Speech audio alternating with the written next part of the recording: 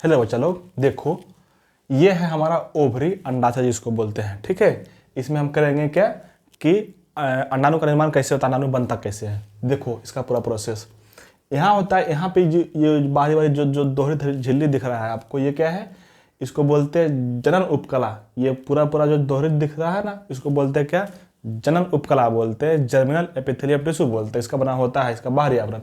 ठीक है, इस जर्म उपकला से कुछ कोशिकाएं निकलते हैं जिसको बोलते हैं पीजीसी, प्राइमरी जर्म सेल। ये कैसा होता है, तो 2n होता है।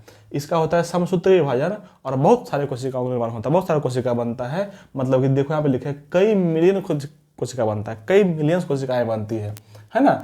इसी कोशिका को बोलते हैं क्या, अंड जननी कोशिका बोलते हैं, इंग्लिश में ओगोनिया बोलते हैं। अच्छा, ये जो पूरा प्रोसेस होता है कब हो रहा है, ये भ्रूणीय अवस्था में ही हो रहा है। मतलब कब, जब कोई लड़की अपने मदर के गर्भकाल में ही है, उसी समय हो रहा है ये सारा प्रोसेस। कितना, कई मिलियन अंड जननी कोशिका बना हुआ है। ठीक है, अब जब जन्म हो जाता है उस लड़की का, जन्म के बाद क्या होता है, इसके कोशिकाओं की संख्या बढ़ती है। तो कुछ कोशिकाओं की संख्या बढ़ती है, उसमें से बढ़ने के क्रम में कई सारे कोशिकाएं, मतलब बहुत सारे कोशिकाएं डिस्ट्रॉय हो जाता है, नष्ट हो जाता है ना। अब जब यहाँ पे बनता है क्या, कुछ कोशिका बढ़ता है, तो इस कोशिका जो है, यहाँ पे जो कोशिका बढ़ गया है वो क्या करेगा, अर्धसूत्री विभाजन प्रथम करता है। अर्धसूत्री 2 फेज में होता है, अर्धसूत्री प्रथम, अर्धसूत्री 2, है ना। तो अर्धसूत्री प्रथम यहाँ पे शुरू हो जाता है बढ़ी हुई कोशिका में। लेकिन अर्धसूत्री प्रथम जो होता है शुरू होता है, लेकिन उसका प्रोफेज फर्स्ट में जाकर रुक जाता है। वहां पे जाके बोलते हैं कि अरेस्ट हो जाता है। अर्धसूत्री प्रथम का प्रोफेज अवस्था में रुका रहता है। यहाँ पे आ गया क्या, अर्धसूत्री प्रथम। अब जो अर्धसूत्री प्रथम हो गया, पूरा नहीं हुआ है, अभी यहाँ पे रुका हुआ है, तो इस स्ट्रक्चर को क्या बोलते हैं, प्राथमिक अंडक बोलते हैं। और इस प्राथमिक अंडक के ऊपर कई सारी कोशिकाएं आके लग जाती है, जिसको बोलते हैं ग्रेन्युलोसा सेल्स बोलते हैं, ग्रेन्युलोसा सेल्स, है ना। ये प्राथमिक अंडक पूरे अंडाणु में कितना होगा, एक अंडाशय में कितना होगा, 60 से 80 हजार के आसपास होता है। एक ओवरी में 60 से 80 हजार और दूसरे ओवरी में भी 60 से 80 हजार, मतलब 2 ओवरी होता है ना, तो दोनों में 60 से 80 हजार प्राथमिक अंडक होता है। ठीक है, अब यही प्राथमिक अंडक जब प्यूबर्टी हिट कर जाता है लड़की में, मतलब कि 13 वर्ष 14 वर्ष की हो जाती है, प्यूबर्टी हिट करता है, तब क्या होता है, इसका डेवलपमेंट होता है प्यूबर्टी हिट करने के बाद।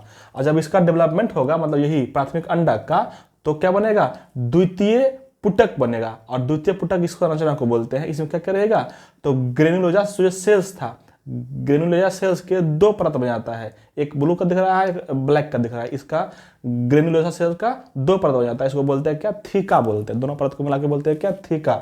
और इस पूरे संरचना को क्या बोलते हैं, द्वितीय पुटक बोलते हैं। अब इस द्वितीय पुटक का और डेवलपमेंट होता है आगे जाके। अब यहाँ से लड़की के शरीर के अंतर्गत हार्मोन निकलना शुरू हो रहा है। कौन कौन हार्मोन, एक LH और एक FSH, लुटिनाइजिंग हार्मोन और फॉलिकल स्टिमुलेटिंग हार्मोन। ये दोनों हार्मोन यहाँ पे आके इस पे रिएक्शन करता है। अब जब ये यहाँ से हार्मोन आएगा, तो यहाँ पे क्या होगा, इसके ये जो है लगातार यहाँ पे कोशिकाओं की संख्या बढ़ जाएगी। मतलब ग्रेनुलोसा सेल्स जो है, इसका लगातार परत बढ़ते जाता है। ठीक है, और यहाँ पे क्या होगा, ये 2n प्राथमिक अंडक जो था, क्या होगा, अर्धसूत्री प्रथम जो है पूर्ण कर लेगा। यहाँ पे पूरा नहीं हुआ था, बोलते कि यहाँ पे देखो क्या हुआ, प्रोफेज अवस्था तक रुक गया था, लेकिन यहाँ पे क्या कर लेगा, अर्धसूत्री जब पूरा कर लेगा ना, तो इस एक से बन जाएगा क्या, 2 कोशिका। जो एक कोशिका बनेगा जो बड़ा रहेगा उसको बोलते हैं द्वितीय अंडक, और जो छोटा कोशिका बनेगा जो ब्लैक से लिखा उसको बोलते हैं प्राथमिक ध्रुवीय पिंड बोलते हैं।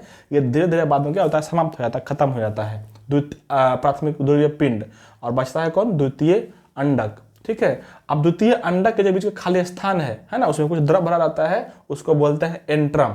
ठीक है, और ये जो ग्रेनुलोसा सेल्स था, इसके कई सारे परत बन जाते हैं, जो दो लेयर में बट जाता है।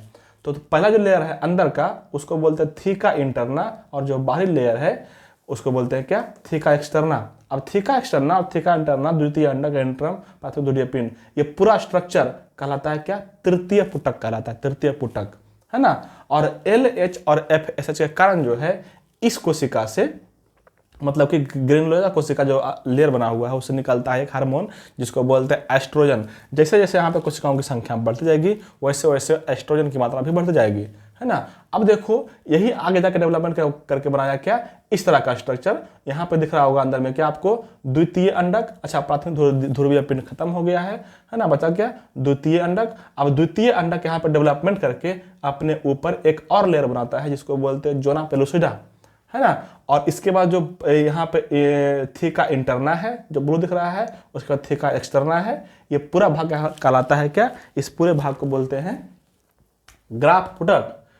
इसका भाग को क्या बोलेंगे, ग्राफ पुटक बोलते हैं इस पूरे भाग को, ठीक है। अब यही ग्राफ पुटक में एकाएक अधिक जो है LH सर्ज मतलब कि ल्यूटिनाइजिंग हार्मोन और FSH जो होता है एकाएक अधिक बढ़ जाता है। जब एकाएक अधिक बढ़ जाएगा ना तो क्या होता है, यहाँ पे इसको बोलते हैं LH सर्ज बोलते हैं, जिससे क्या होता है अंडोत्सर्ग होता है, ओव्यूलेशन होता है। और ओव्यूलेशन में क्या होगा, जो अंदर बना हुआ द्वितीय अंडक जो यहाँ प्रोसेडा लगल रहेगा साथ में, है ना, क्या होगा, बाहर निकल जाएगा ग्राफ पुटक से। इसी अवस्था को बोलते हैं अंडोत्सर्ग, ओव्यूलेशन, है ना। और यही द्वितीय अंडक जाएगा कहाँ पे, जो फैलोपियन ट्यूब में जाएगा। फैलोपियन ट्यूब में जैसे ही वहाँ पे स्पर्म इसमें टच करेगा, सटेगा स्पर्म, तो वहाँ पे क्या होगा, अर्धसूत्री दूसरा, अर्धसूत्री 2 जो है पूर्ण हो जाएगा और वहां पे जाके कंप्लीट रूप से पूर्ण और परिपक्व अंडाणु बनता है, ओवम बनता है ना। तो यहाँ जो निकल रहा है द्वितीय अंडक है, ना कि अंडाणु है, ठीक है। तो इस तरह से होता है पूरा का पूरा ओव्यूलेशन।